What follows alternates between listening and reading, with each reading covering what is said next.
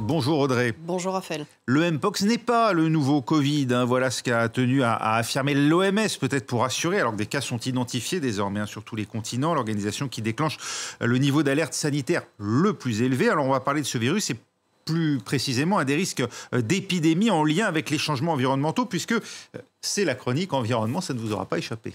Oui, vous allez le voir, les deux sont intimement liés. Pour ce qu'on appelle les zoonoses, c'est-à-dire les maladies qui sont transmises à l'homme par l'animal. C'est le cas du Mpox, qui est transmis par les rongeurs et non pas par les singes, par les rats de Gambie ou les écureuils de forêt. Si on l'appelait auparavant la variole du singe, c'est parce qu'il a d'abord été identifié chez les singes. Le Covid-19 aussi était une zoonose, même si l'hypothèse du pangolin a été écartée. On soupçonne toujours une transmission à l'homme par un animal. Actuellement, on a aussi... voilà. Mais en tout cas, c'est passé par un animal. Ouais. Actuellement, on a aussi la menace de la grippe aviaire qui s'étend à de nombreuses espèces animales dans le monde. Il y a eu quelques cas humains, mais on surveille attentivement le risque d'une transmission plus large entre humains. Alors, vous le voyez, les zoonoses, elles sont partout, tout autour de nous. 60% de toutes les maladies infectieuses sont d'origine animale et 75% des maladies dites émergentes, c'est-à-dire les épidémies de demain.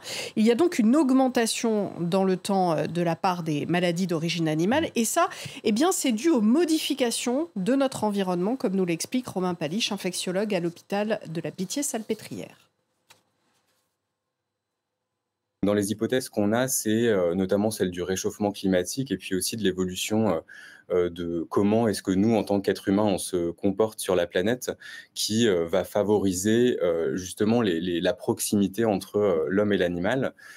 Si on parle du réchauffement climatique, le problème, c'est que ce changement climatique, il s'accompagne d'une redistribution des espèces. On peut prendre quelques exemples, mais le plus parlant pour nous en France, c'est par exemple la distribution des espèces de moustiques. Il y a encore 10-15 ans, il y avait tout un tas de moustiques qui n'existaient pas en France métropolitaine.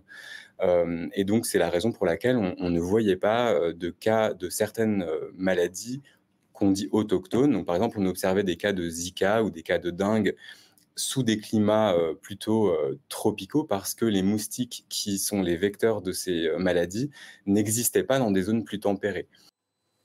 Ce médecin parle d'un changement de comportement de l'homme sur la planète qui favoriserait aussi ces zoonoses. Alors de quoi parle-t-il ? Eh bien de déforestation principalement, qui augmente considérablement les contacts entre les êtres humains et les animaux sauvages porteurs de virus et donc qui augmente le risque de transmission. Les réservoirs de biodiversité sont aussi des réservoirs de virus, de maladies. Des scientifiques ont regretté en mars dernier dans cet article qu'on se concentre sur la réponse aux épidémies, le traitement, la vaccination, les mesures de protection et pas sur leur prévention. Dans cet article, il réclame tout simplement plus de moyens pour la prévention afin de limiter l'exposition humaine aux virus animaux. Et il détaille ces moyens de prévention. Mener des politiques de préservation de l'environnement en expliquant clairement que la santé humaine en dépend. Restaurer les habitats de populations animales pour éviter que celles-ci viennent au contact des habitats humains, évidemment. Limiter aussi le trafic d'animaux sauvages et même la chasse. Le virus Ebola, par exemple, c'est beaucoup transmis en Afrique subsaharienne par ce qu'on appelle la viande de brousse d'animaux sauvages chassés pour la consommation humaine et lorsqu'ils sont dépecés, eh bien, ils transmettent les maladies dont ils sont porteurs. Vous allez voir le schéma dressé par ces chercheurs dans l'article. En haut, ce sont les animaux porteurs de virus et tout en bas, nous et nos animaux de ferme.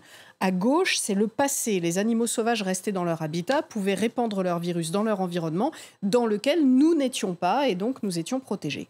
Aujourd'hui, au centre, nous les avons obligés à se déplacer en affectant leur habitat, en les privant de leur lieu de reproduction, de nourrissage, etc. Ce faisant, nous avons induit un stress chez eux, ce qui a augmenté leur vulnérabilité face aux maladies. C'est pour ça que la fenêtre virale en rouge s'est élargie sur le schéma. Et en plus, nous sommes maintenant directement en contact avec eux. Et là, à droite, c'est la solution